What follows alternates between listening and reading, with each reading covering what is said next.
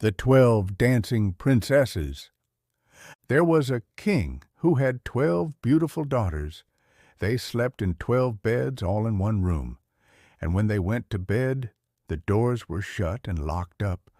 But every morning their shoes were found to be quite worn through, as if they had been danced in all night, and yet nobody could find out how it happened or where they had been.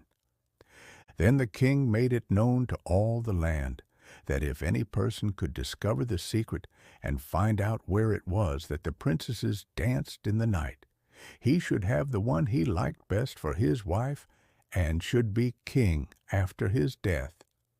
But whoever tried and did not succeed after 3 days and nights should be put to death. A king's son soon came. He was well entertained, and in the evening was taken to the chamber next to the one where the princesses lay in their 12 beds. There he was to sit and watch where they went to dance. And in order that nothing might pass without his hearing it, the door of his chamber was left open. But the king's son soon fell asleep, and when he awoke in the morning, he found that the princesses had all been dancing, for the soles of their shoes were full of holes. The same thing happened the second and third night, so the king ordered his head to be cut off. After him came several others, but they had all the same luck, and all lost their lives in the same manner. Now it chanced that an old soldier, who had been wounded in battle and could fight no longer, passed through the country where this king reigned. And as he was traveling through a wood, he met an old woman, who asked him where he was going.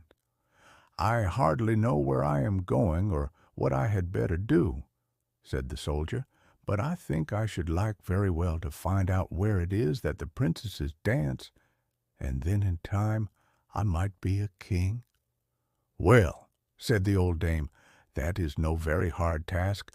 Only take care not to drink any of the wine which one of the princesses will bring to you in the evening, and as soon as she leaves, you pretend to be fast asleep." Then she gave him a cloak and said, "As soon as you put that on, you will become invisible, and you will then be able to follow the princesses wherever they go." When the soldier heard all this good counsel, he determined to try his luck. So he went to the king and said he was willing to undertake the task. He was as well received as the others had been, and the king ordered fine royal robes to be given him. And when the evening came, he was led to the outer chamber. Just as he was going to lie down, the eldest of the princesses brought him a cup of wine. But the soldier threw it all away secretly, taking care not to drink a drop. Then he laid himself down on his bed, and in a little while began to snore very loud, as if he was fast asleep. When the 12 princesses heard this, they laughed heartily, and the eldest said, "This fellow too might have done a wiser thing than lose his life in this way." Then they rose up and opened their drawers and boxes, and took out all their fine clothes, and dressed themselves at the glass, and skipped about as if they were eager to begin dancing. But the youngest said, "I don't know how it is. While you are so happy, I feel very uneasy. I am sure some mischance will befall us." "You simpleton," said the eldest, "you are always afraid. Have you forgotten how many kings' sons have already watched in vain? And as for this soldier, even if I had not given him his sleeping draught, he would have slept soundly enough." When they were all ready, they went and looked at the soldier, but he snored on and did not stir hand or foot, so they thought they were quite safe, and the eldest went up to her own bed and clapped her hands, and the bed sank into the floor, and a trapdoor flew open. The soldier saw them going down through the trapdoor one after another. the eldest leading the way, and thinking he had no time to lose, he jumped up, put on the cloak which the old woman had given him, and followed them. But in the middle of the stairs he trod on the gown of the youngest princess, and she cried out to her sisters, "All is not right. Someone took hold of my gown."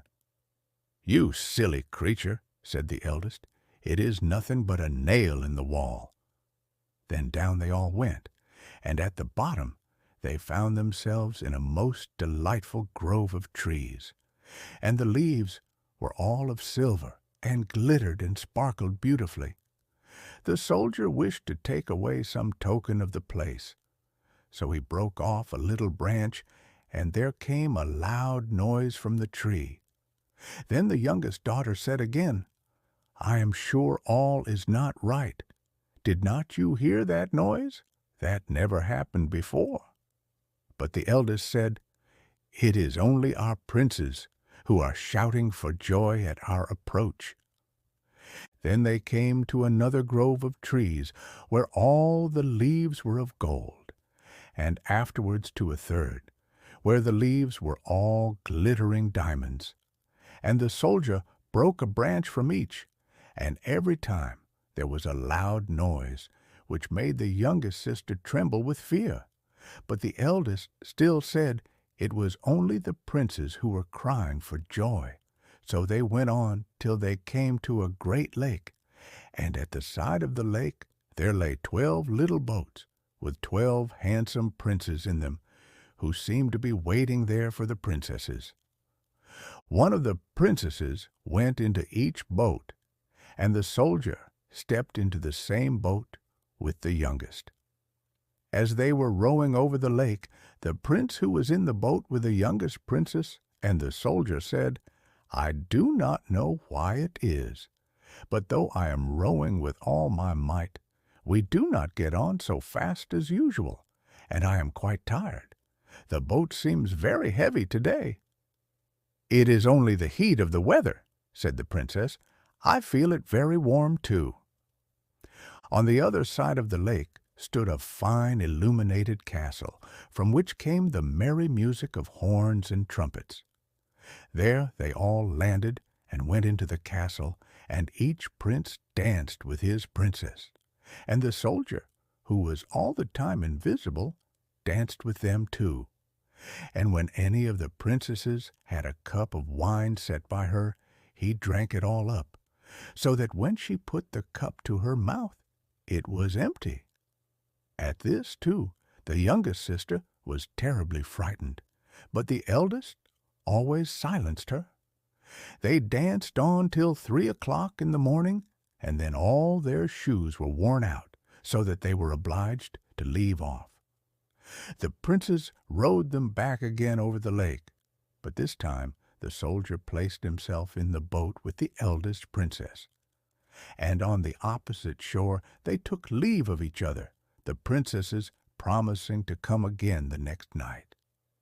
When they came to the stairs, the soldier ran on before the princesses and laid himself down, and as the 12 sisters slowly came up, very much tired, they heard him snoring in his bed. So they said, "Now all is quite safe." Then they undressed themselves, put away their fine clothes, pulled off their shoes, and went to bed. In the morning the soldier said nothing about what had happened, but determined to see more of this strange adventure, and went again the second and third night. And everything happened just as before. The princesses danced each time till their shoes were worn to pieces, and then returned home. However, on the third night the soldier carried away one of the golden cups as a token of where he had been. As soon as the time came when he was to declare the secret, he was taken before the king with the 3 branches and the golden cup. And the 12 princesses stood listening behind the door to hear what he would say. And when the king asked him, "Where do my 12 daughters dance at night?" he answered, "With 12 princes in a castle underground." And then he told the king all that had happened, and showed him the 3 branches and the golden cup which he had brought with him. Then the king called for the princesses and asked them whether what the soldier said was true. And when they saw that they were discovered, and that it was of no use to deny what had happened, they confessed it all. And the king asked the soldier which of them he would choose for his wife. And he answered, "I am not very young, so I will have the eldest." And they were married that very day, and the soldier was chosen to be the king's heir.